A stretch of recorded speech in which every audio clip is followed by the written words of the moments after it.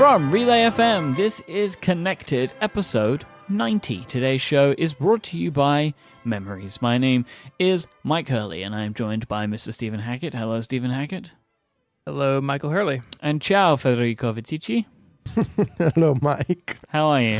I'm doing great. Why are you saying ciao? What's the occasion? I like to localize, you know? Oh, yeah? You do? Yeah. Talking about localizing, whenever I sell t-shirts now, I like to localize to the US or Europe so people don't have to pay high shipping rates. Oh, yes, ladies and gentlemen, new Connected t-shirt time.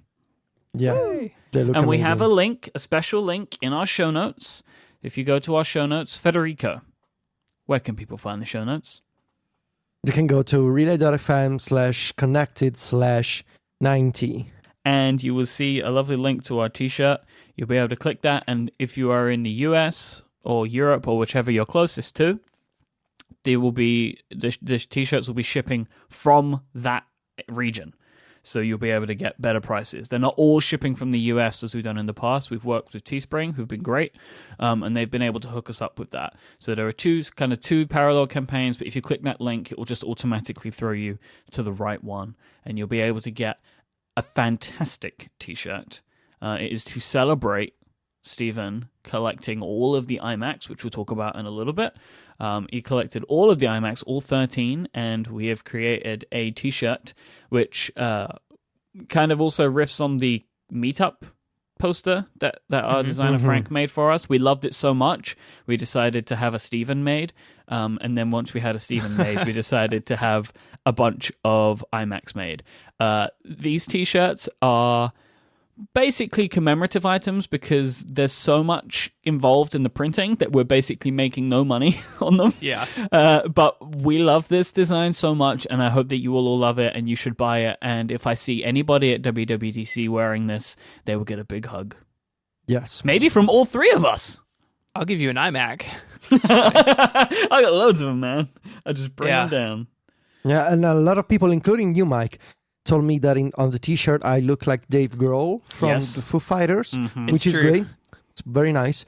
And for some reason, Frank used a t-shirt that I actually have, but I didn't know that I have that exact t-shirt in my No, he knows everything. collection. He knows everything. It kind of that character kind of does look like me. So yeah. These t-shirts are a limited design. They're available until the 19th of May, and we tried to get them out as soon as possible. And because we have the localized shipping, if you're kind of in Central Europe, the UK, or in the continental United States, probably Canada, you should have these just in time for WWDC, if you're coming. If you're not, doesn't even matter, but they're great. They're grey, they're blue. You can choose which one. You should buy both, like I did, and enjoy them because they're awesome. Thank you very much. All right, so Stephen. Yes. You wanted to talk about 90th anniversary gifts, I see in our thing here. We've been doing this as we hit bigger and bigger numbers on Connected, and so I just felt like it would be wrong to skip over this. So for you, Mike, the traditional gift in the United Kingdom is, quote, stone. I don't know what that means. You're going to get some rocks. Or get stoned. I don't think that's what it means. Is that not what it is? I mean, if you're 90 years old, I feel like that's probably okay, but... Oh, yeah. If I make it to 90, it's going to be game over. Every other country on this website, US, Spain, Germany, Russia, France, and Italy, granite is the gift. And then as far as gemstones, emerald is the rock of choice for the 90th anniversary club. So basically some kind of stone with an emerald in the middle, and we're all good. I think that's pretty good. So I know people were dying to know what that would be. So I felt like I had an obligation to fulfill their curiosity. Perfect. But more importantly, you have collected all of your iMacs now. You have all 13 iMacs. I do. They're actually 16, which is a funny story, but I have one of each color. It's probably not that funny. No, it's just that I had some bum ones that I replaced. But yeah, so all 13 are here. I've put together a page that'll be in the show notes a project page on 512 Pixels that has basically links to all the other stuff I'm doing. So I did a big blog post with like high res, like product photos that you can go and play with. Like someone on Twitter told me they were making a poster out of one of them. Like, go do with them as you wish. They are yours to play with. And there's a YouTube video which I put up of basically me doing the photo shoot, which was a lot of fun. And there's a bunch more coming. So I think I'll highlight those as we go. But we are off to the races as far as exciting content for an 18-year-old computer. Exciting content. I love the video that you did, and it's kind of... Thanks. I assume that was the video which resulted in the photography, right? Yes. So the pictures that I'm taking in that video are the pictures you can download in the blog post. Yeah, I like it a lot because you get to... there's a subtle thing that you may or may not notice when you watch the video, how the colors change during the time-lapse. Yeah. Which I thought was quite clever. Yeah, so, it's just... I had fun making it. It was fun to do a bunch of time-lapse stuff. And I like too that it's a lot of like behind the scenes, that you can see how messy our office is right now. But it is sort of funny. If you look at the video, the first little bit is me setting up a light. That actually, it happens in the time lapse, but it's so fast you can't see it. I actually cut the back of my two of my fingers open, setting that light up. Which is exciting, a little tidbit of information. Real behind the scenes here. Yeah, and you can see to the right, like there's like backpacks and stuff packed up. So I make movies about old computers. My brother is going to Africa to shoot a documentary this summer, and so it's like we share this space and do like the most opposite things in it that you could think of. Yeah, but who's doing the real important work here? I would say that it's him. But it was a lot of fun making it. I think people seem to be enjoying it. So yeah, there's a lot more coming. I've got to say, when you started off on this, I thought it was kind of crazy. And whilst it is still crazy, I am becoming more and more interested in it. Oh, thanks, man. That's good. I was telling you guys before we recorded what this project is. Like, this is the byproduct of me not having anyone to answer to anymore. Like, if I have all the time and like, I spent some money on this. It wasn't real expensive. Like I said in the video, like half of these were donated by listeners and readers, which is awesome. Thank you so much. But like, this is what happens when I work for myself, like without any checks and balances, that just, I do a 13 computers and have a video about them. But people seem to be enjoying it. I've got a lot of great response. It's a lot of fun to hear from people about their stories of this computer. And I think it is an important computer. So it's a lot of fun exploring some new ways to kind of tell people about it. Yeah, you are the iMac man now. Seems that way. So last week we spoke about the Logitech base for the iPad Pro. And Jason Snell of Six Colors and Upgrade, he got one of these and wrote a little review of it. And, Jason overall seems pretty positive about this device, I guess you'd call it. But basically what he has kind of two main complaints, which I completely feel would definitely stop me from buying this, is the viewing angle is kind of okay, but you can't adjust it naturally, right? So you're kind of just stuck with what it is. But the biggest one for me is taking the smart cover, we spoke about this last time, off every single time is frustrating. Yeah, and it just looks like a strange product to me. That we waited all of these months for a second smart connector accessory to come out, and it's just a base where you connect the iPad and you cannot do anything else. There's no fancy solution for an audio enhancer type of acoustic sort of shell. There's no pencil holder for the iPad Pro. It's just a base. You cannot adjust the angle. I mean, it looks terrific. It looks very nice. And I can imagine in some scenarios, you're a designer working at a desk, you don't need to adjust the angle, which I doubt, but it's possible. Or maybe what do they call those iPads in a museum? Like a kiosk or something? Yeah. I could imagine that, but it looks like, if you want to use an iPad Pro in a museum with a Logitech base, it must be a real fancy museum, but sure. I could imagine the big iPad Pro, 13 inches almost, it makes sense. It looks very nice, but it's mostly a disappointment for me because I wanted to see a little more. Yeah, I don't really fully the more I think about this, I can't really understand what you would use it for, right? Like, in Me an neither. artist perspective, like you wouldn't want it at that angle. Like, I can't really imagine people using it. Like, maybe you would put it in here and type on an external keyboard, maybe? I don't know, So, like, you, Federico, just bought your Magic keyboard, which you're going to get to in a minute. Mm-hmm. Would you maybe want to put your iPad in this and then type with it? Or would you want to put it on something else? Or would you just leave, like, the smart cover on and just stand it up on that thing? I don't need to buy this because I can just leave it on the smart cover.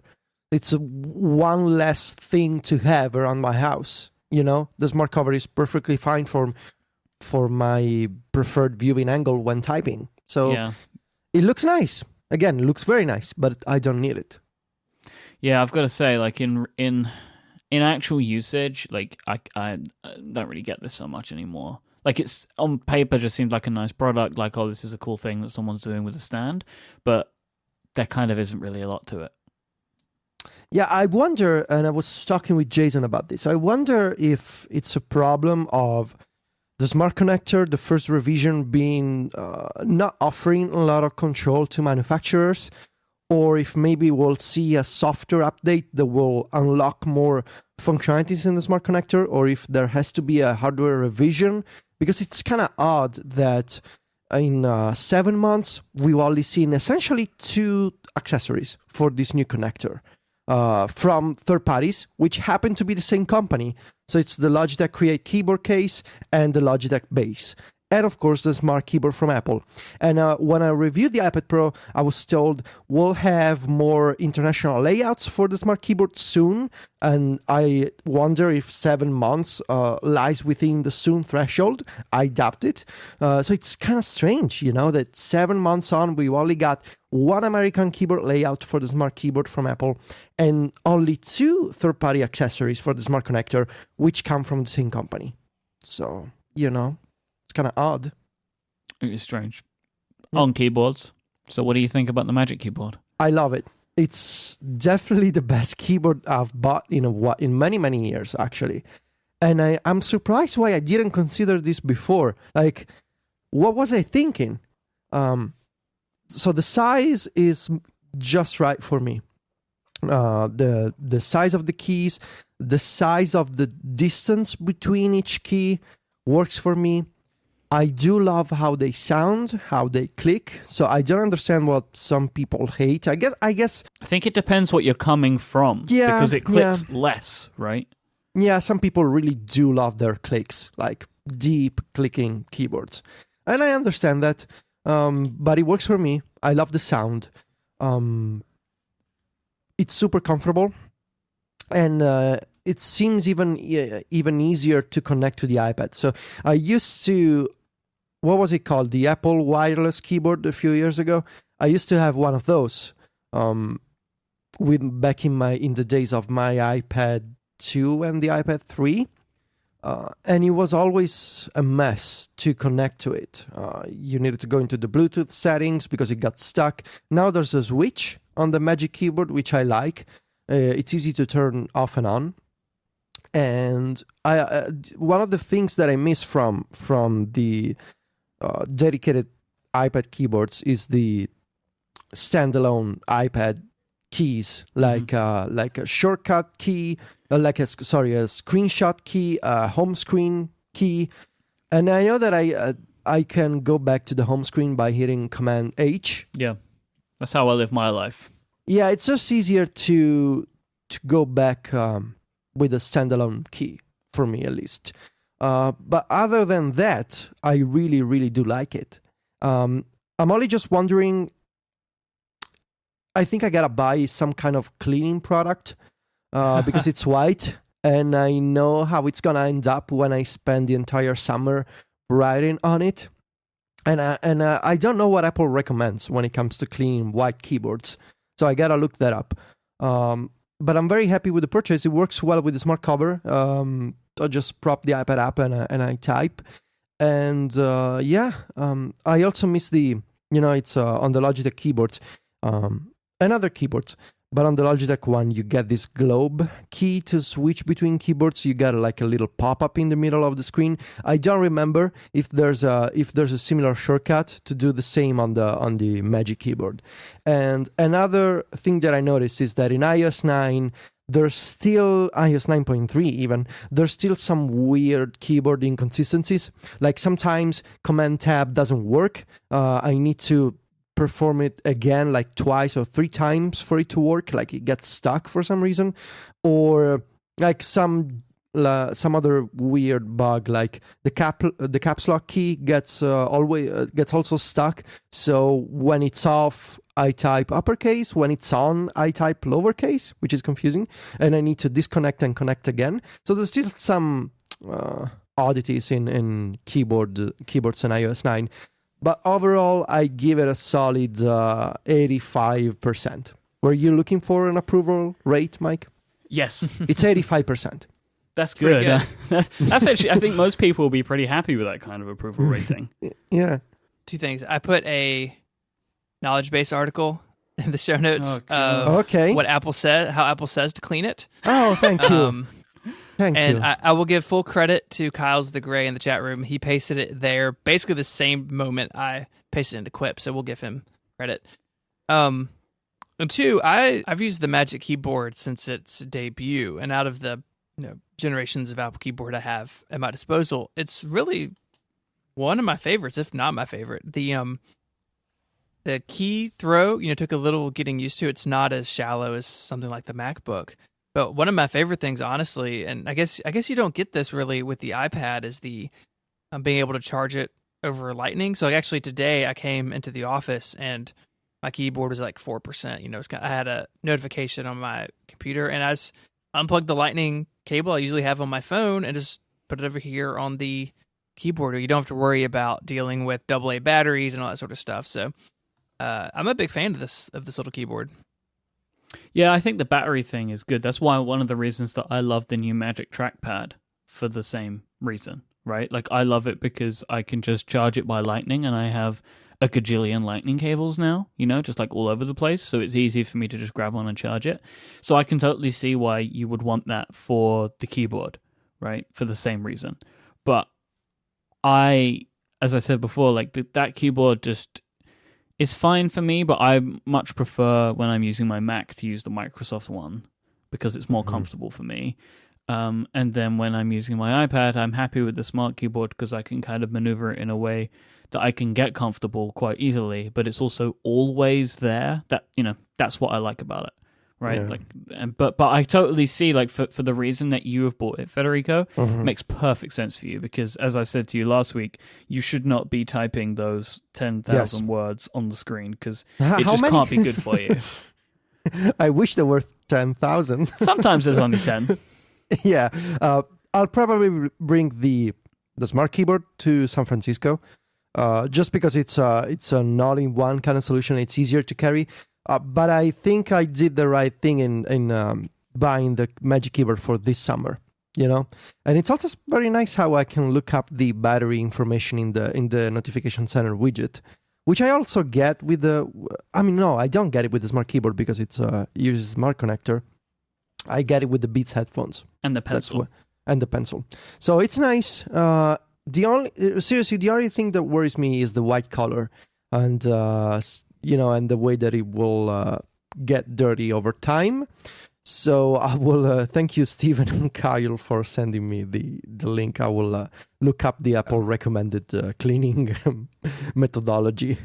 It really doesn't get real bad. Unless you're... Okay. I sort of have a bad habit of eating at my desk, like for lunch. And, you'll get food and stuff on it. But like in general use, like this one at my office, I've had it here for 9 months. And like it... looking at it now, like it seems fine. Like they're pretty durable. All right. Unless you're just really dirty. Are you really dirty? No, not at my desk. This week's episode is brought to you by Memories. Memories, the corners of my mind. Do you ever remember the Everpix flashback feature that everybody loved? We loved that, right? Like you could go back and see things that had happened in your past. It's the one that Picture Life quickly implemented. And now I think Picture Life is going the way of the Dodo too. I think that was recent news that I saw somewhere, right? Picture Life is going away. I know Casey was upset. So now Memories for iOS gives you that feature for the photos that live in your iCloud photo library. This isn't going to be something that's cast to the shadows that you can find at prompt.photos. Do you remember that? I just saw Kyle put that in the chat room. This isn't going to happen with Memories because it's just taking the photos that you have in your iCloud photo library and it shows you them sort of what you did a year ago, right? So it will group them up. You can see it together by years and you can very easily go in and see, like, on this day in the past, what did I do? You can travel back in time and revisit those old photos that you might otherwise never see again and get that little hit of the memory right to the feel center. You can get a notification each day to tell you how many memories you have that day, and you can quickly see them in a lovely Today View widget as well, so you don't even need to open the app. They'll be right there whenever you need them. And if you want to see a specific date, you can very easily just pick that date. They have a great date picker in there. Memories makes it also easy to share these photos, and if you've come across some that you'd rather forget, it's really easy to remove them from the app as well. Go to memories.land/connected to find out more and check it out for yourself. Thank you so much to Memories for their support of this show. I do like how epic it sounds when you say that the show is brought to you by Memories. Like, it just sounds... It's nice, right? Awesome. It's a super cool app. Yeah, I like it. I've been playing with it, and I like it a lot. It's great. So you should go check it out. Have you found any photos that you'd like to forget about, Mike? Most.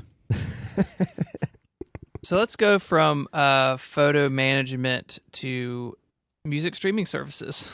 I feel like there needs to be a big disclaimer before we talk about this. It is not our intention to kill Apple Music or to kill Spotify. You know, just want to make sure that people don't say that we jinxed it or that we're bad luck or whatever.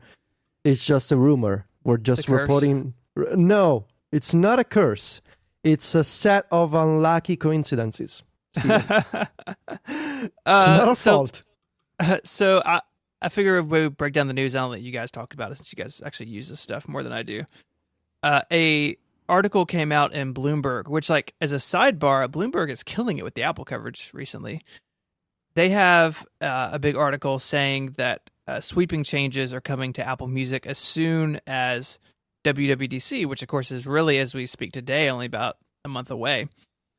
And that this is going to be sort of a twofold change. A big user interface change to make it more intuitive, that would better integrate online radio and music downloads, and that it would also, according to a 9 to 5 article, so these things are kind of coming at the same thing from two different directions, that it would be a big change for the For You tab and the new tab, and apparently iTunes Connect is still there, you know, the Connect tab that would potentially be going away.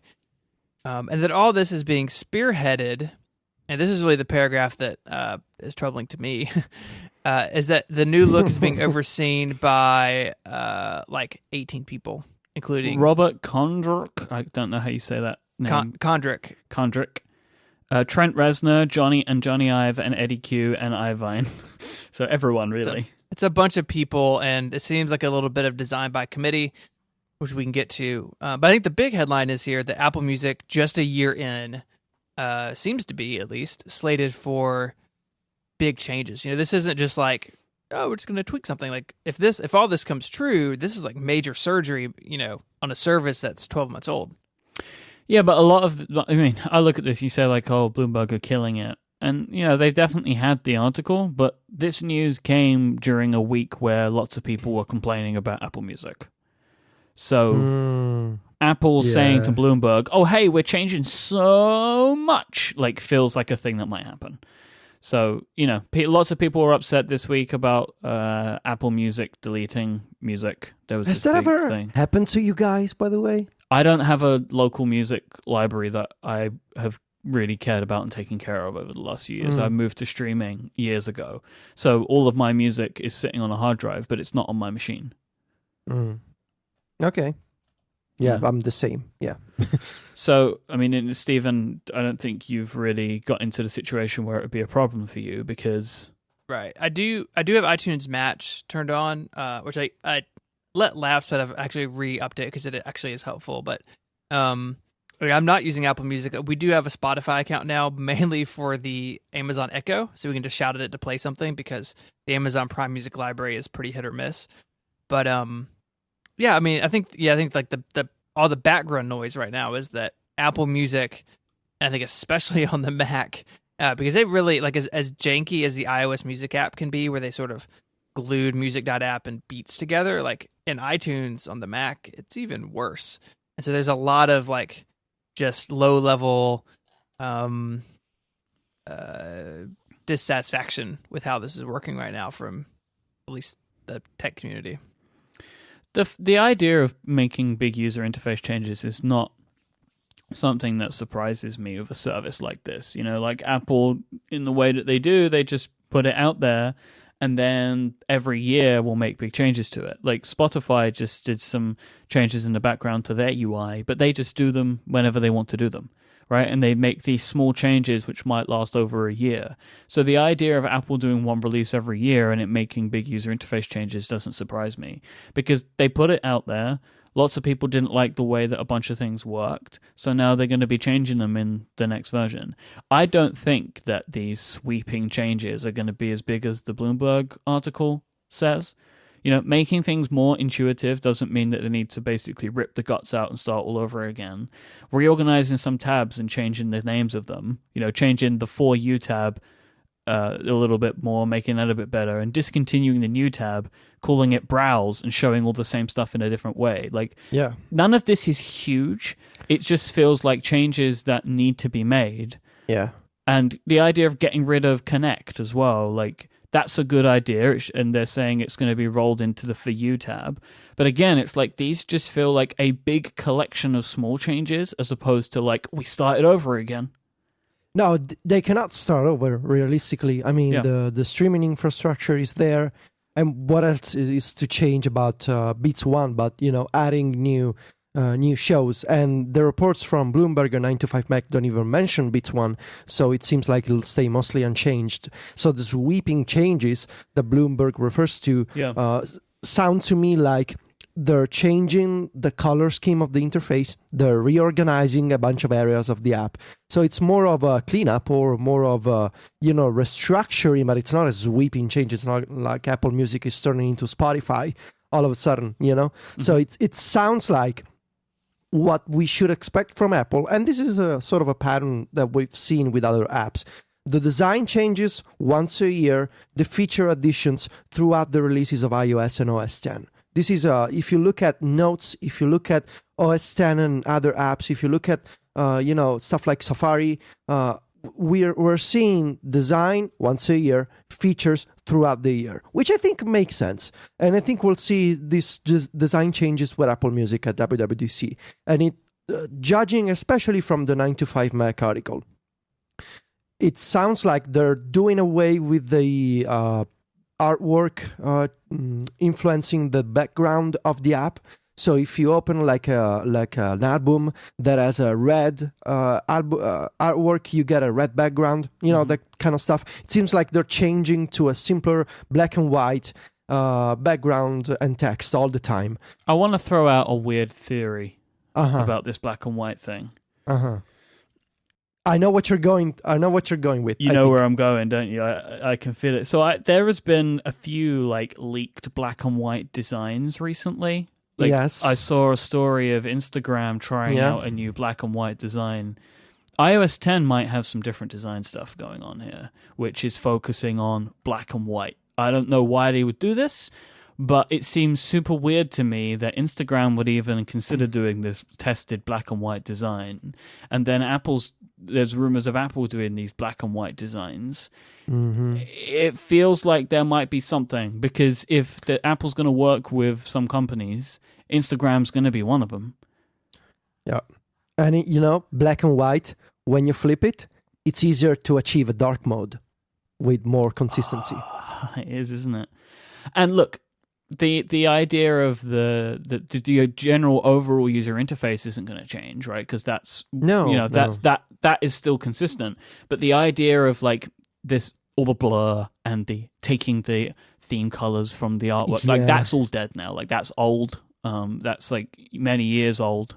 that's really been a problem also for the accessibility community. You know, when you have such low contrast between text and the translucent background fetched from the artwork, I think switching to a simpler, you know, here's the background, here's the text, and here's your artwork, and it's separate from the rest of the interface. I think it should bring more, you know, sort of clarity to the interface. Mm-hmm. But I'm also interested in the functional changes. So 95Mac has more details than Bloomberg. Bloomberg is all, there's going to be sweeping changes. Well, because the Bloomberg story came from Apple PR, and the 95Mac story comes from leaks from Apple. It seems likely, but you know, giving them the benefit of the doubt. 95Mac says there's going to be a simplification of the For You section.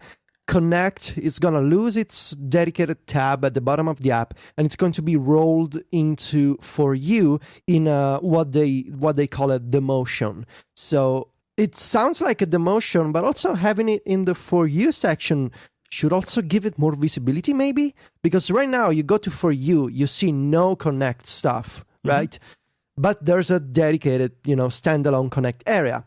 In the future, it sounds like you're going to lose the standalone Connect page, but you will get Connect recommendations in the For You section. Like if you imagine For You becoming more like a timeline.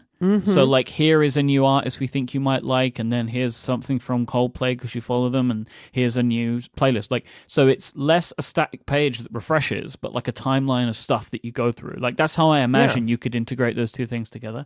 I saw a tweet the other day, and I wish I would have marked this down, about the For You recommendations, that apparently like it's really fundamentally built on the artist selections that you initially make. Yes. And I hadn't realized this. So my thought was the people that are complaining about the For You thing, redo the artist selection and maybe you'll get a better I don't think you saw results. I don't think you saw a tweet. I think you saw a link in my newsletter, Mike. I saw a link in your newsletter. That's why I couldn't find it. Look at And that. I read it. See, I read it. I just don't remember where it comes from. Yeah, nice. You're honest. God Mac stories, everyone. Yeah, thank you. You know, what's my idea for improving For You? So can I tell you? Yeah. I suppose I can also tell Steven, although he's maybe sleeping at this point. Anyway, you there, buddy? Still there? Still here. Okay. So here's the thing. One of the things that annoy me about For You is that I always get stuff that I know. So artists that I know, albums that I know. And I know that that's because Apple is more skewed towards familiarity, maybe, than discovery of unknown bands, unknown EPs and singles. And I know that it's also heavily based on the initial selections that you do for the kind of music that you want to listen to, the artists that you like. What I would do is I would change that initial screen to have sort of like a slider that says, are you more interested in artists that you know or stuff you don't know? Yeah. So you yourself, at any point you can change it, can say, I want to discover new stuff, or I just want a stream of familiar content that I already know, but that maybe I haven't listened to in a while. I think Beats Music had this, but maybe I'm wrong, or maybe I've seen it somewhere else. But like a discovery toggle that you can say, because I can recognize how Discover Weekly on Spotify is heavily skewed towards discovery of unknown bands. There's literally no band nor artist that I know in my Discover Weekly. See, I don't want either of those extremes. I want something that's closer to the middle. Yeah, exactly. So I wouldn't mind to have a revised For You setting screen that you can easily open anytime. And you can say, look, this week I'm in the mood for something new, so give me something new. Or maybe in general, I want something in the middle. So stuff that I know, some stuff I don't know.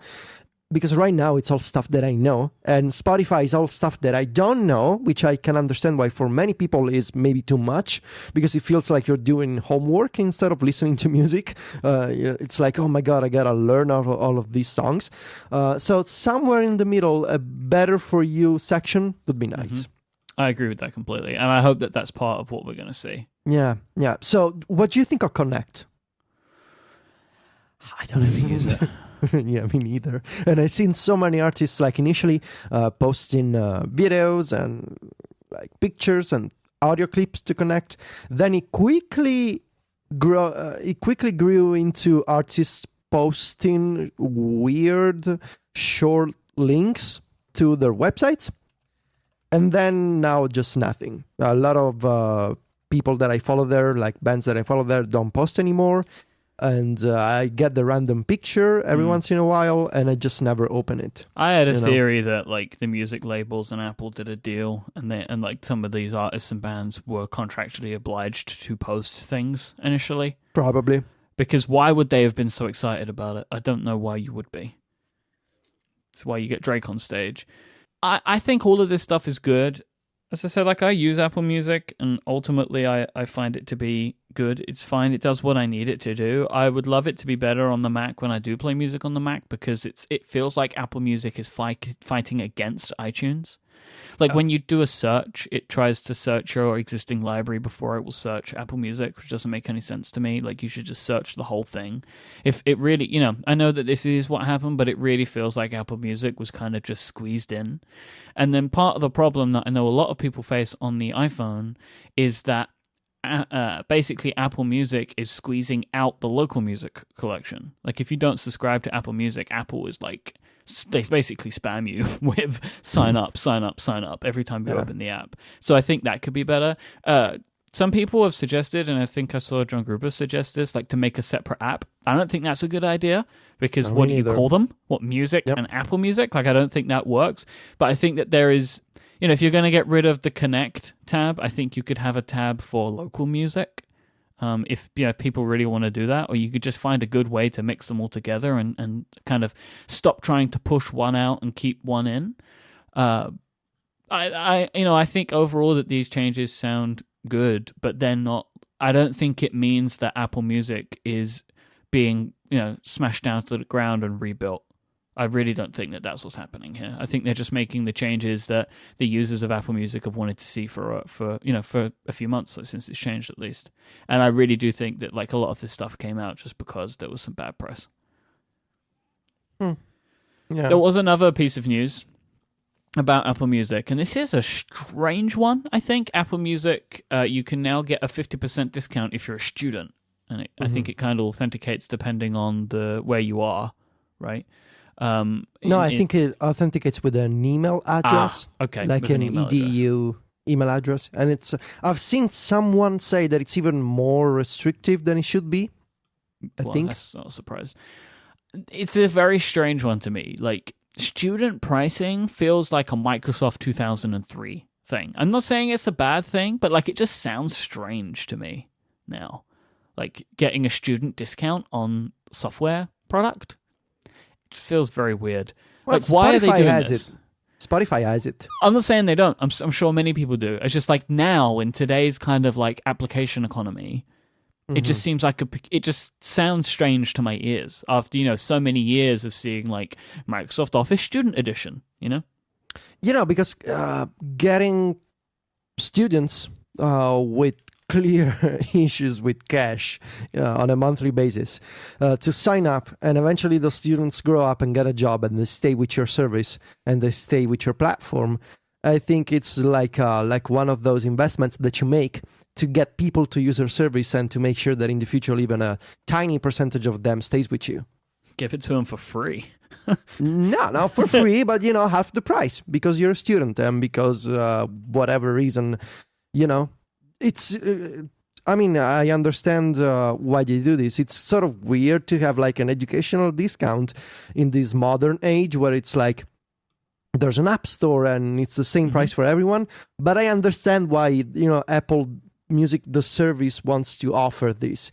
Actually, I've seen a few people suggesting, could there be with the same system student discounts for the App Store coming?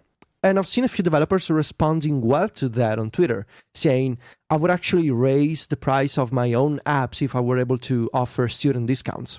It's interesting to think about, to have like student pricing on the App Store.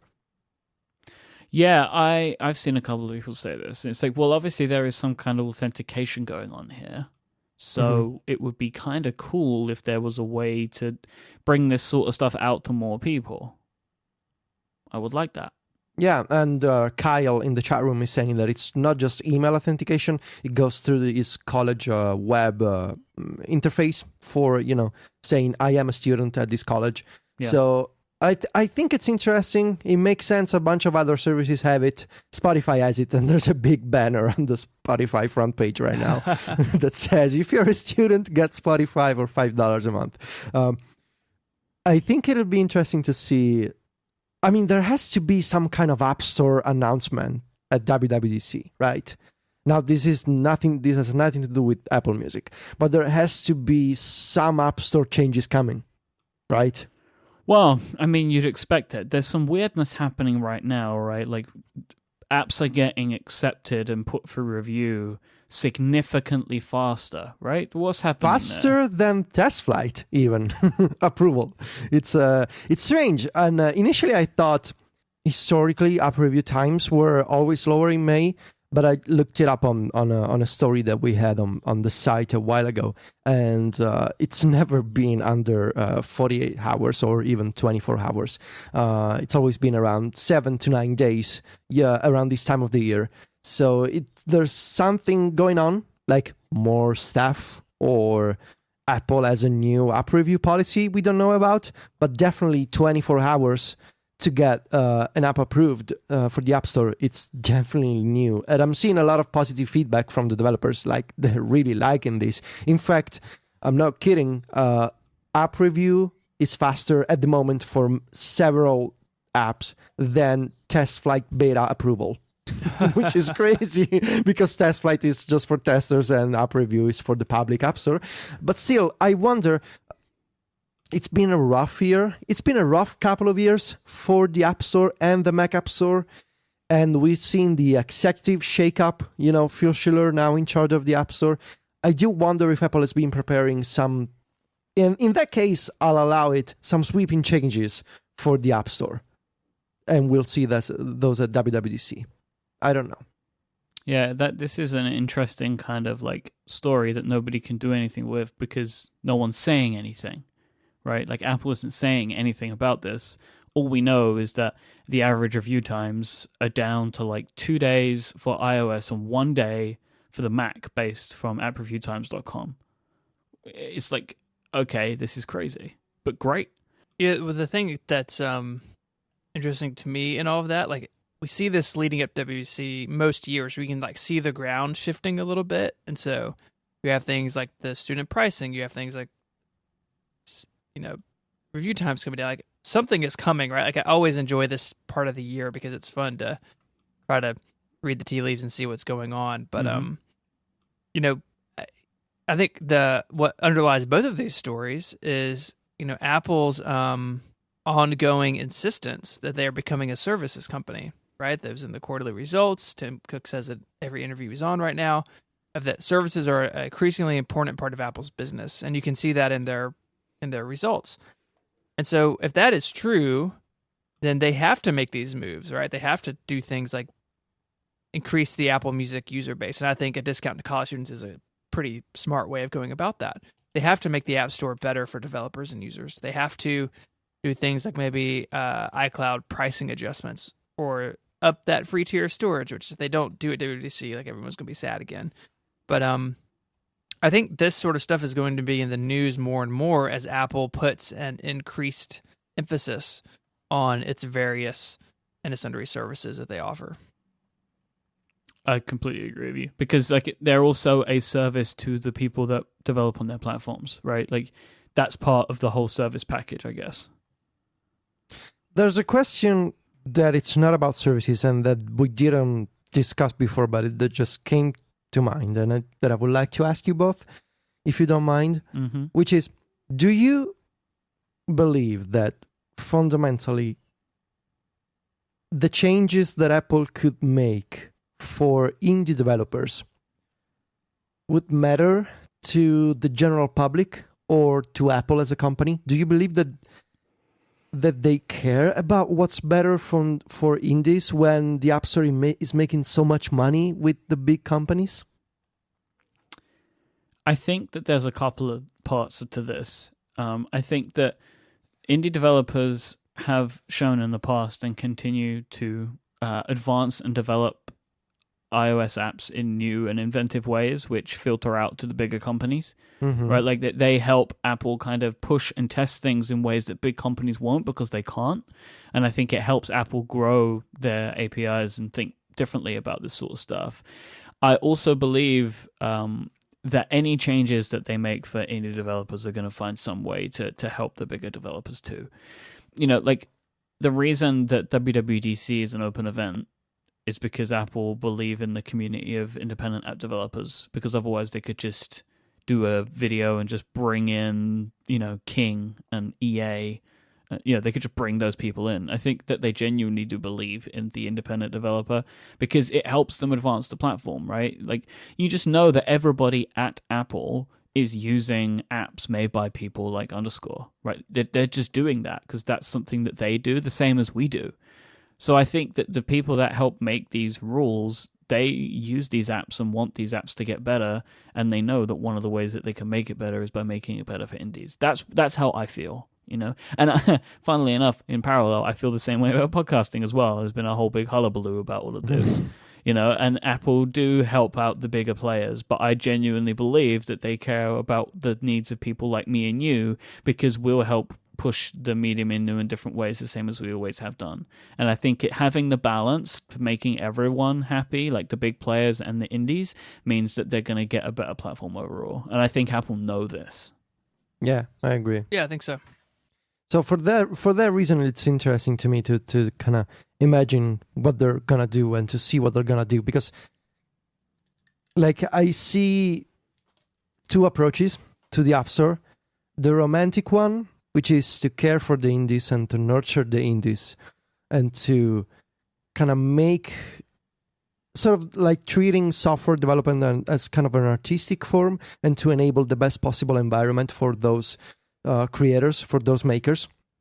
And then I see the realistic approach, which is to just look at the money, to just look at the biggest names on the App Store and those big companies, what they need, and to kind of have features for those companies because those are driving sales and driving downloads.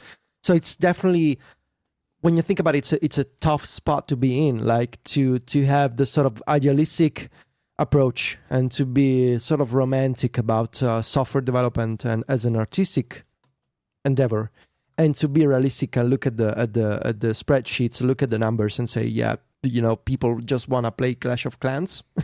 And so we're going to have features on the App Store for those people. I don't know what I would do. That's why I'm not an executive at Apple. But from the outside, it's fascinating, you know. We're going to be talking about this more as we lead up to, because we are very close to WWDC now. We're a month away this week. Yes. So that's what you can expect from us. You can expect lots of this talk now. It is the most wonderful time of the year. It is. Really. It will be even more wonderful if you're wearing one of our t-shirts. Don't forget, go to our show notes, relay.fm/connected/90, and you'll find the link there to go and grab one of our fantastic t-shirts, our Rainbow Connected t-shirts. You can go to Teespring, search Rainbow Connected as well, and you'll find the campaign for you, either US or EU, but we suggest going to our show notes because you'll also find a bunch of other great links there. If you want to find Steven online, head to 512pixels.net. And he is at ISMH on Twitter. Federico is at Viticci, Viticci, and he writes over at macstories.net, and I am at iMyke, IMYKE. Check out Upgrade this week if you're interested in mine and Jason's thoughts about the New York Times Apple podcasting thing. We spend a bit of time talking about that, so I think that's interesting. It's interesting for us. If you find it interesting, then you might want to go and listen to that section. And we put chapter markers in it for your convenience, because some people won't want to listen to it and some people will only want to listen to it. So that is a good reason for a chapter marker. Thanks to Memories for sponsoring this week. Thank you for listening. We'll be back next time. Until then, say goodbye, guys. Arrivederci. Adios.